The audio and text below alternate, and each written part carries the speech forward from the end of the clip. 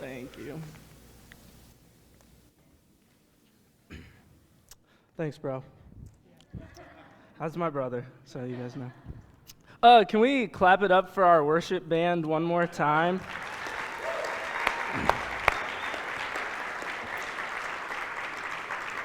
So Carly and I had the privilege this weekend, just yesterday and today really, of hosting these guys over here. But we didn't really get to know them this weekend because luckily we've got to know them over a longer period of time. They're actually from the church that Carly and I were at before we came to Connecting Point, and we got to intern with their youth group and get to know them. And I'm just telling you guys this because I know these kids over here, and I know their hearts. And these are real, genuine, really solid, really good kids. And one thing that I've heard them say and spoken over them over time, and specifically yesterday and this morning, is that they don't want to stand up here and perform, but they want to stand up here and lead others to Jesus and lead others in worship. And you guys did an awesome job of that this morning. Super proud of you guys. You guys are all awesome kids, except for Braxton. Braxton's from Iowa, so we don't really like him. No, Braxton's a good kid too. He just has that one problem. He's from Iowa, so. For those of you who don't know, I'm Pastor Brad. I'm the youth pastor here. There's actually a lot of you who probably don't know because this is only my third Sunday here. So there's a lot of you that probably don't know me, and there's a lot of you that I don't know super well yet. So I thought I'd start off today by just telling you a little bit of my story, a little bit about me, so you can kind of see where I'm coming from. So I was born in Holdridge, Nebraska. Yeah, I was born in Holdridge, Nebraska, into a pastor's family. My dad's the lead pastor at Heritage Hill Church of the Nazarene in Papillion, which is where we moved when I was 4 years old. So I really say like my hometown and where I grew up is Bellevue, Nebraska, because that's what I remember, but I was technically born in Holdridge. So I was born into a pastor's family and a really strong Christian family. I have 3 older siblings, 2 of which are amazing Christians, and the other one is sitting right there. No, that's my sister Brooke. She is also, she's a good Christian too. So I grew up with all these role models of what a Christian life looked like, and I was really blessed by that. And when I was 4 years old, my mom took me to a Salty the Psalm Book concert. Yeah. So for those of you who don't know, that's pretty much Christian Barney. It's like a big blue book that hangs out with a bunch of kids and sings songs and just hangs out and it's fun. So we went to like a concert, and I walked out of the concert, and I was holding my mom's hand, and we got out, and I just looked up at her, and I was like, Mom, I want Jesus to be in my life. And she was like, oh, that's so sweet, that's so awesome. And she knelt down and talked to me about what that actually meant and what that really entailed, and then said a little prayer with me. And I accepted Jesus into my life at 4 years old. And then I have a super undramatic testimony of that. That was pretty much my life, so forth. I didn't have a stage of rebellion. By no means was I perfect as a kid or as a teenager. But there's not a point in my life that I can look back to and think that God wasn't my focus and God wasn't a priority in my life. And that comes from the family that I was raised in, because I had 2 awesome parents that demonstrated that for me, and two siblings who never had a rebellious stage, and 1 sibling who's sitting over there still. But she's good now. She's good. So I had really good examples. So that's just a little bit of my story. Obviously, there's way more to it than that, and I'm going to talk a little bit more about some other things later on, but that is just, an overall summary of my life for you guys to know where I'm coming from. So today we're going to open Scripture, and the verse we're going to be focusing on today is Joshua 3:5, and that's what we're going to work with throughout today. So Joshua 3:5 says, consecrate yourselves, for tomorrow the Lord will do amazing things among you. So one more time, that says, consecrate yourselves, for tomorrow the Lord will do amazing things.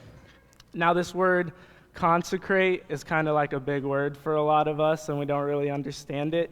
So pretty much what consecrate means is to be fully devoted, to be totally focused, to be all in for that. It means that we don't just come here on Sundays and sing the words, unstoppable God, anything is possible, the God of miracles. We will go out and live those words in our lives. And there's actually a story I heard about the word consecrate that I thought was really cool. A lady went to a priest one day, and she had read this verse, and she just asked him, I'm sure she said, hey, dude. So she said, hey, dude, what does this word mean? And she showed him, and he looked, and he pulled out a blank sheet of paper, kind of like this, with a line at the bottom, and he told her, to consecrate yourselves means to sign this contract and let God fill in the rest however he pleases, whatever he wants.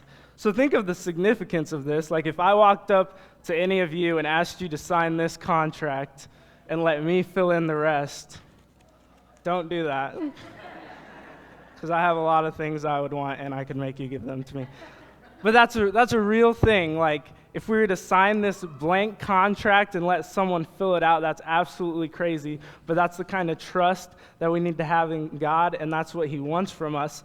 So we talk about this idea of being fully devoted, being consecrated, being all in, and it's real easy to say those things, but sometimes we don't really understand what that looks like or what that means. So today we're going to look at 3 ways of what that means to be fully devoted, to be consecrated, to be all in. That's what I'm going to refer to it as, because that's easier than saying consecrated over and over, because that's just begging for me to say something not smart. So we're going to talk about being all in. So first, being all in means you're willing to do the unthinkable. And we see this in the Bible with Abraham in Genesis. So I'm going to read that real quick. I think it'll be up on the screen. But if it's not, just listen closely. So Genesis 22, 9 through 12 says, when they reached the place God had told them about, Abraham built an altar there and arranged the wood on it. He bound his son Isaac and laid him on the altar on top of the wood. Then he reached out his hand and took the knife to slay his son. But the angel of the Lord called out to him from heaven, Abraham, Abraham. Here I am, Abraham replied. Do not lay a hand on the boy, he said. Do not do anything to him. Now I know that you fear God, because you have not withheld from me your son, your only son. Now this is like a story that we talk about a lot in the church, and we hear, and I think we hear it so much that it almost starts to lose its emphasis. But just take a moment and think about how crazy this is. That Abraham was willing to sacrifice his son, something that he loved, because God asked of it. And beyond that, it's even crazier because earlier in the story, Abraham is promised that his descendants will be outnumbering the stars, and he's an old dude, and he doesn't have any kids, so he's like, I don't know how this is going to happen, God, but I'm going to have total faith in you. And then he has a son at an old age, a son that he had waited 100 years for. He has Isaac, and then God turns around and says, now take this thing that you've prayed for, that you've waited for, that you've been devoted for me to get this goal, and give it back.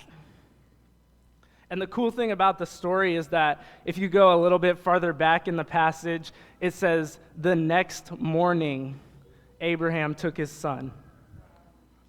So it wasn't a thing that Abraham had to think about or had to, make a pros and cons list, had to go talk to his advisors about, get advice. Abraham was so all in, so devoted to God, that no matter what he asked, he was going to do.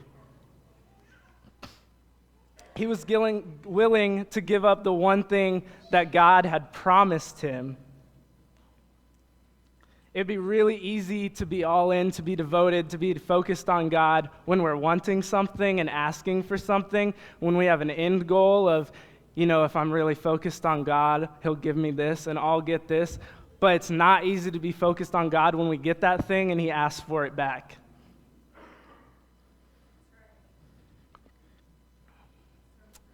How difficult would it be to stay in that moment, to be fully devoted, to be all in when God asks us to do the unthinkable? How many of us would be willing to do that? How many of us would be instantly, the next day, willing to give back God's promise to us, something we'd waited 100 years for, turn around the next day after he asked for it back and give it back? The second way we can look at being all in is being all in means not caring if other people think your brain is very small. So there's another story in the Bible that we talk about a lot in the church and a lot of us have heard, and it's back with Joshua and the wall of Jericho. And so Joshua's a leader of the Israelites, and they're trying to conquer this city of Jericho, and Jericho has this giant wall built around it. It's impenetrable. It's just an absolute fortress, and they're trying to come up with a game plan of how to conquer this city. And God tells Joshua, he's probably like, hey, Josh, come here. And Joshua comes running, and he's like, I have this plan. You're going to take your people, and you're going to march. You're just going to walk around the city for 6 days, once a day. And then on the 7th day, I'm going to have you walk around 7 times. And at the 7th time, you'll be able to walk in, and the city will be yours. And we see the results of what happened, so it's real easy for us to be like, oh, of course, the 7th time the wall falls, and you guys get the city, like perfect game plan. But I've actually walked around buildings before, and I've walked around lots of buildings, and never in my life, not just typically, never in my life have I walked around a building and it fell to the ground. So I just imagine Joshua hearing this, and Joshua was all in, Joshua was devoted to God, but I imagine him thinking, so I have to go stand before the elders of our people, all our leaders, and tell them, this is my game plan. We're going to walk to this wall, we're going to stop at the wall, and we're all just going to walk around it. And I just imagine how scary that would be for Joshua, and him just thinking, man, these people are going to think I have the smallest brain in the world, because this is not how, you knock down a wall. And then I imagine Joshua telling the Israelites and them being like, all right, Joshua, like, we're going to listen to you. We believe in God. We trust you, so we're going to do it. And then walking to Jericho and getting to this wall and then thinking, what are the people of Jericho going to think about us?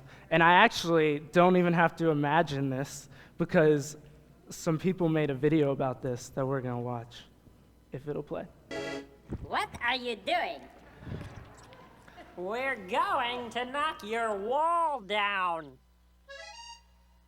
By walking around in circles? Yes. It's not because we're crazy or anything. Our God told us to do it this way. Oh, that's a great idea. You go ahead and keep walking. Keep walking, but you won't knock down our wall. Keep walking, but she isn't gonna fall. It's plain to see, your brains are very small to think walking will be knocking down our wall. You silly little pickle. You silly little peas. You think that walking around will bring this city to its knees? The awesome powers of this wall we've clearly demonstrated. But out here in the hot, hot sun, perhaps you're dehydrated? Pity them, Philippe. Mais oui, Jean-Claude, mais oui.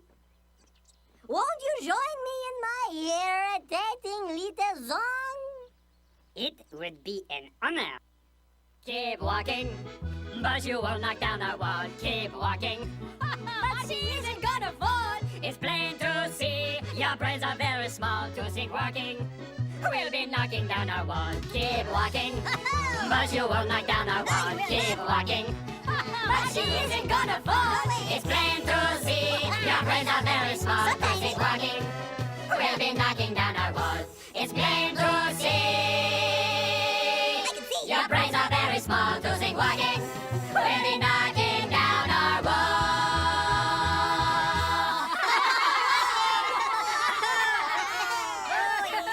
All right, boys, let them have it.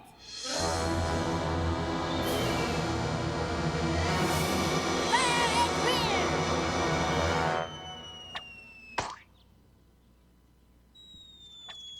Double time!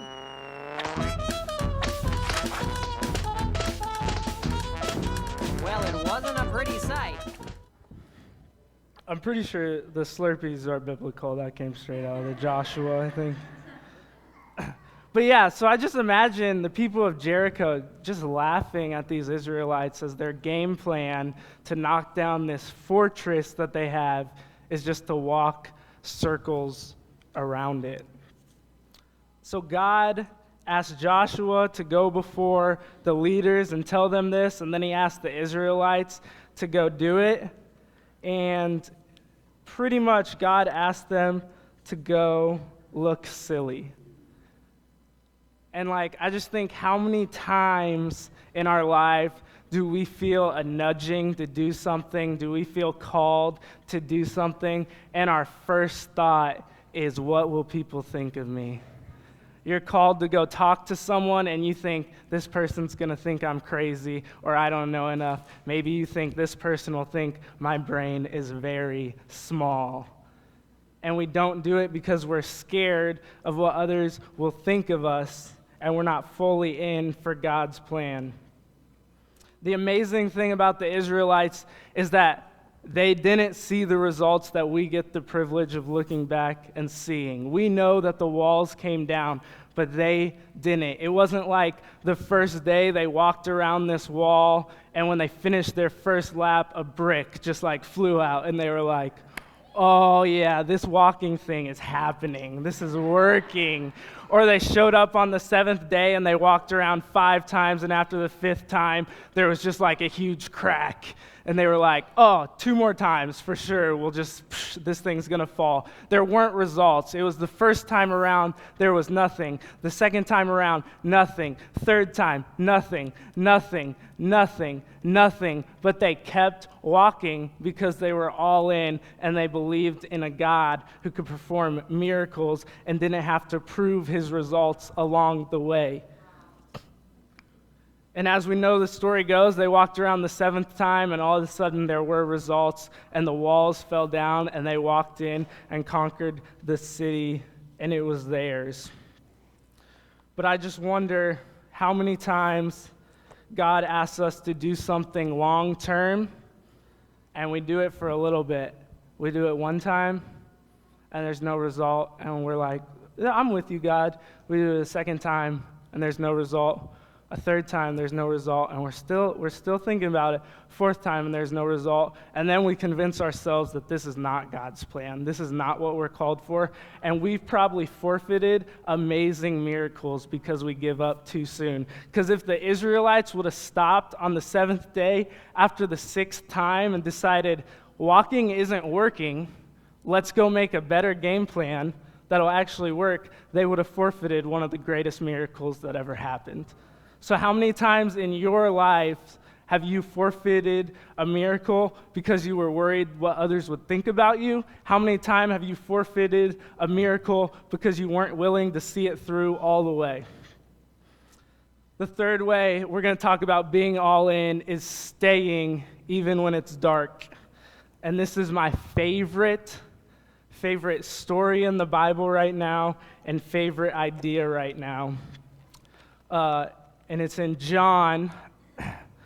It's about Mary Magdalene. So, backstory of Mary Magdalene. She's this lady that was possessed by 7 demons, and Jesus came, or more than 7, but possessed by demons, and Jesus came and rescued her, set her free from her demons, and she devoted her life to him. She followed him, went with him, watched him perform miracles, watched him feed thousands of people, got to sit in on all of his teachings, got to have dinner with him. The rest of her life after that moment when Jesus saved her, she was all in for Jesus, and she never left him. And the cool thing about Mary is that it tells us in John that when Jesus was on the cross being crucified, Mary was at the foot of the cross. So we're going to come back to Mary in just a little bit. But sometimes our life gets dark. It's fair to think that, Mary had lived this life, and then Jesus saved her, and her life totally changed, and she lived this new life. And she didn't know how to live this life without Jesus. It's fair to think for the first time in Mary's life since Jesus had saved her that she was lost. She was confused, concerned. She had fear. She didn't know what was coming forward. And it's fair to think that it was the darkest moment of her life. And in our lives get dark. I told you guys at the beginning that I've had a really good life. I have a real undramatic testimony. I had a really strong family. But 4 months ago, my mom passed away, and it was super sudden, super unexpected. Me and my brother were in Kansas City where we lived, and we got a call on a Tuesday that our mom's cancer had come back. She was hospitalized, but everything was going to be okay. So we decided we were going to drive back to Omaha and spend time with her. So we did, and she was in really good spirits. She looked really okay. She was happy. And we stayed for a couple days. We stayed till Thursday night because they were transferring hospitals with her. And we left Thursday night, and all that we had heard the whole time we were there was that this wasn't curable, but it was extremely treatable. And that, our mom wasn't going to die from this. She would eventually die. Everyone eventually dies, but this wasn't going to be the cause, that this was treatable. So we left Thursday night at about 11, got home to Kansas City. I live half an hour closer, so I got home at 2. He didn't get home till 2:30. He's way stronger than me. That's why he gets to drive the extra 30 minutes. But we got back to Kansas City. I woke up and went to a 9 o'clock class. He woke up and went to work. I got out of my 10 o'clock class and got a call from my sister. That's not here, not Brooke, a call from Brittany. And she said, "Hey, Brad, things have gotten a little worse. They're saying mom has 10 weeks to live." And that's a moment that you never prepare yourself for. You don't know how to respond because 10 weeks seems so short in that moment. So my brother calls me and he's like, "Hey, dude, I think we should just go back for this weekend just to be with mom if things have gotten that serious." And I'm like, "Oh, for sure." So he packs up his family, and me and Carly pack up, and we drive home. We leave probably 11, 12 o'clock. It's a 3-hour drive, but obviously we're just flying. So we got there in 2 hours. But about an hour down the road, I got a call from my dad. And I answered it, and he just said, "Hey, bud." I said, "Hey, what's up?" And he said, "Mom's not doing very well. She's not going to be here when you get here." And I said, "Okay." And he said, "So you need to prepare to say goodbye. You can either say it now or you can need to call me back, but it's got to be fast." I said, "Okay, I'll call you back." I hung up, told Carly, gathered my thoughts, called back, told my mom goodbye. And about 10 minutes after I hung up the phone, my mom passed away. And this was the first time in my life that I questioned God. Because I drove a 2-hour trip, and nonstop I asked God to save my mom. And I show up at a hospital and walk in a room, and I see my dad, and my dad says, "Brad, mom's gone."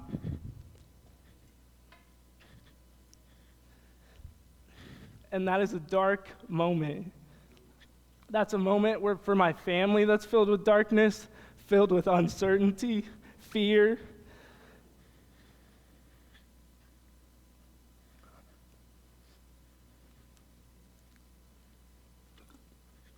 And I remember thinking, I don't want to serve a God that'll let this happen. I don't want to serve a God that will ignore my prayers. So we go back to Mary, and Mary's at the foot of the cross watching the man who had saved her die.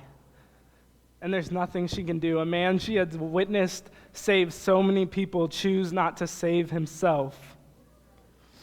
And Jesus dies and is put in the tomb. And it tells us later that Mary goes to the tomb, and I'll read this part for you guys. This is John 20:11 through 16.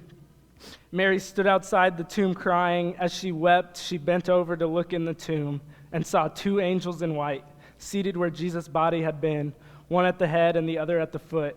They asked her, "Woman, why are you crying?" "They have taken my Lord away," she said, "and I don't know where they have put him."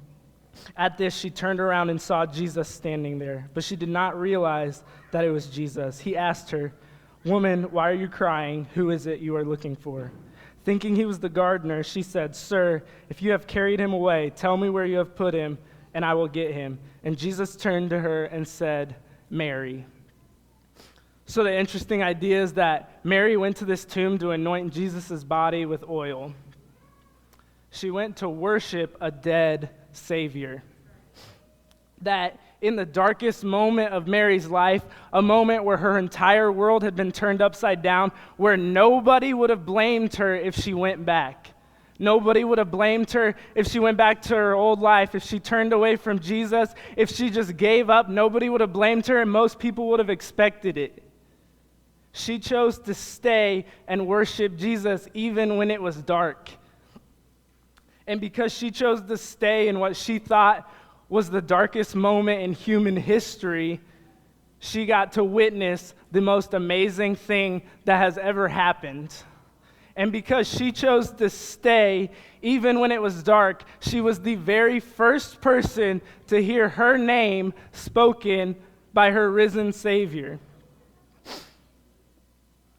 And as I've dealt with this darkness in my life, and with my family's life, I've come to the point I'm no longer angry at God. I'm no longer mad at him. I understand his will, and I know that I prayed over and over for God to save my mom, and he saved her in a way that I didn't want, that I wouldn't have thought of, but a way that was 100 times better than anything I could have done. And this darkness that's in my life has brought moments of light. As about a month ago, a friend of mine from high school that we were never close, we didn't hang out all the time. We were both athletes. He was a couple years younger than me, so we knew each other through that. We had similar friends. His mom suddenly passed away from cancer. And there was a conversation that I got to have, and I got to relate. I got to tell him that I knew what it was like. I knew what was ahead. I got to speak to him. And in death, Jesus could use me to bring life to someone else. For even in death, God can use us to bring life. So those who choose to stay in darkness get to witness the greatest miracles. And those who choose to stay even in darkness get to hear their name spoken by a risen Savior. Band, you guys can come up.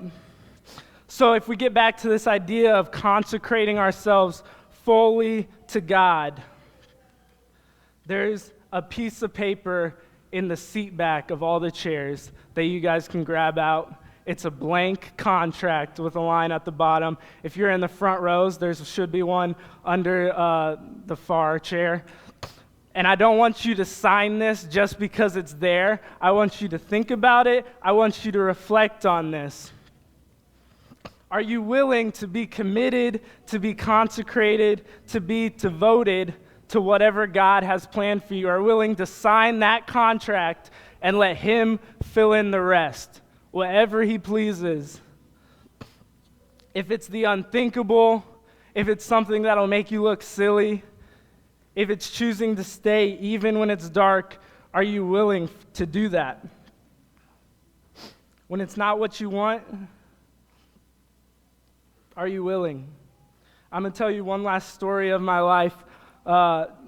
Shortly after my mom died, we came to visit Connecting Point and interview with the church board here. And shortly after that, Carly and I flew down to a church in Fort Worth and got to interview there and speak to them there and meet their kids.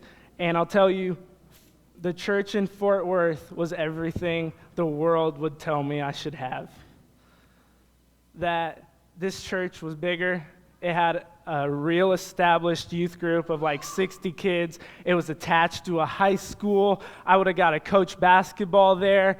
It had 2 full-size gymnasiums. It was everything the world should tell me I could have. And when I talk to my friends who don't understand Jesus the way I understand Jesus, it was a no-brainer for them that we go to Fort Worth. But because Carly and I individually and as a couple have sat down and before all this decided that we're devoted to whatever Jesus has us called to, no matter if it's what we wanted or what we think is best, we're consecrated, we're all in, we're completely focused on that.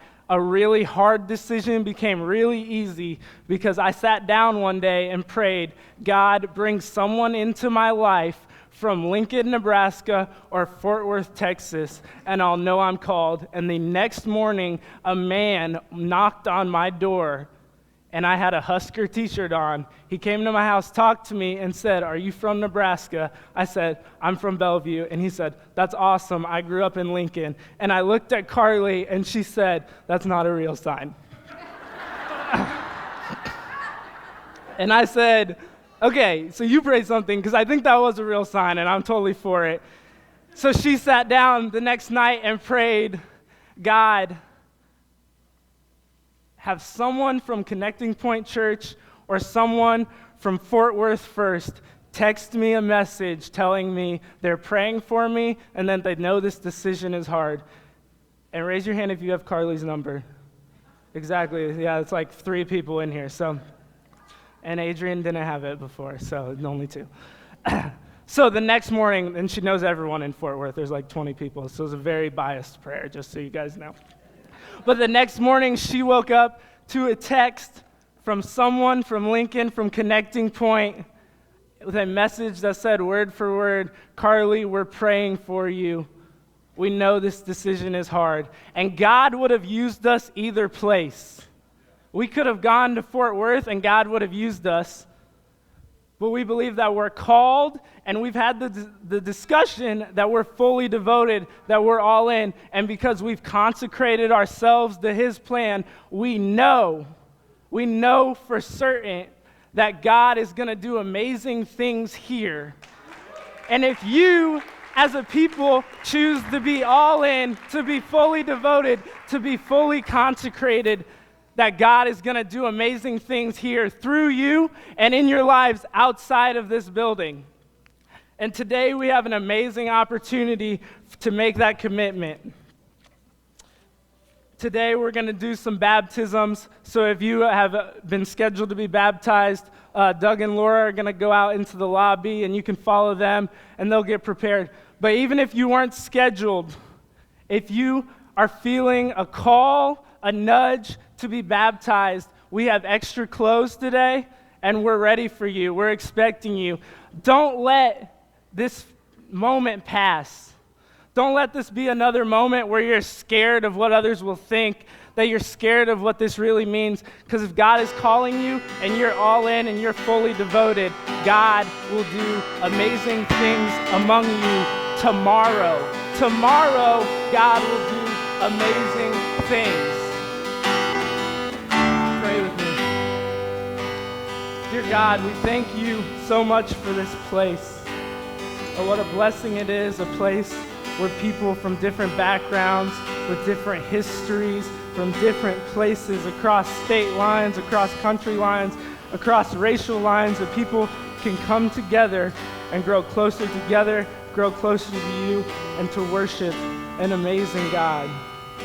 God, I pray as you have placed a call on every life in this room, God, that you will strengthen them, that you will guide them, that you will be there with them, even when the unthinkable comes, even when we think we're going to look silly, even when we're at the darkest point in our life.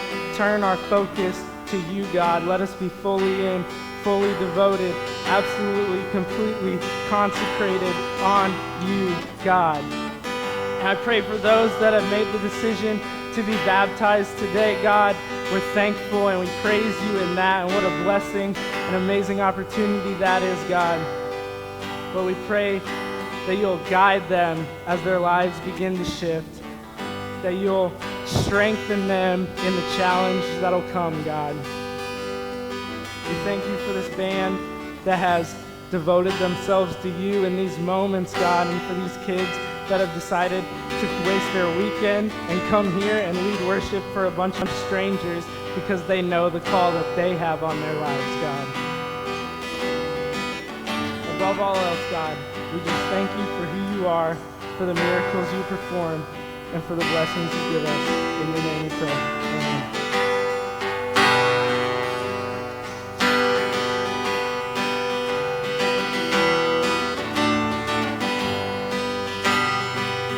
Who am I that the highest king would welcome me? I was lost, but he brought me in. Oh, his love for me. Oh, his love for me. Oh, the sun sets free. Oh, it's free.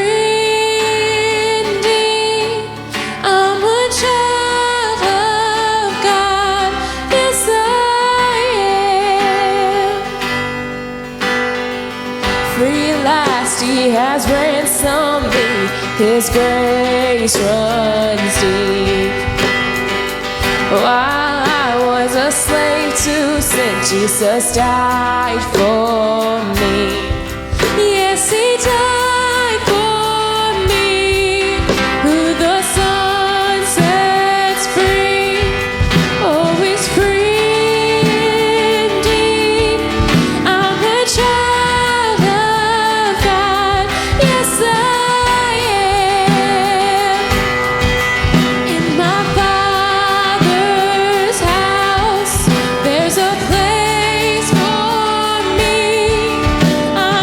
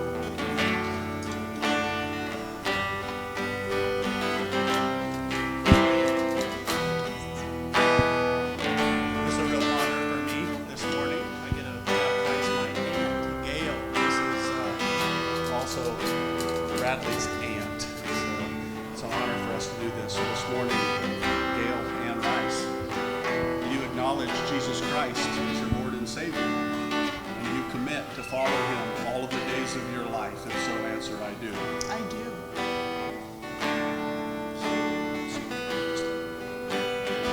My privilege, in the name of the Father, and the Son, and the Holy Spirit, to baptize you.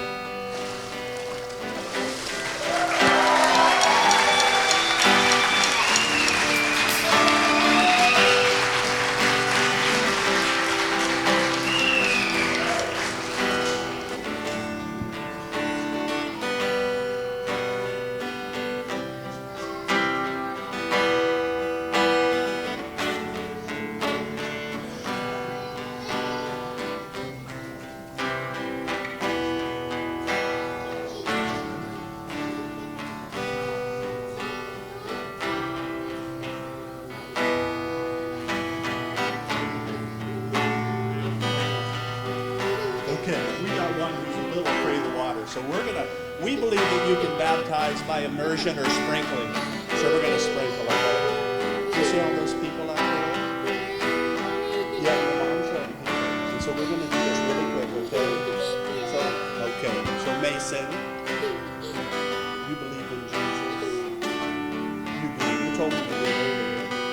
And you told me that you love him and you want to follow him. So today, I'm going to baptize you in the name of the Father.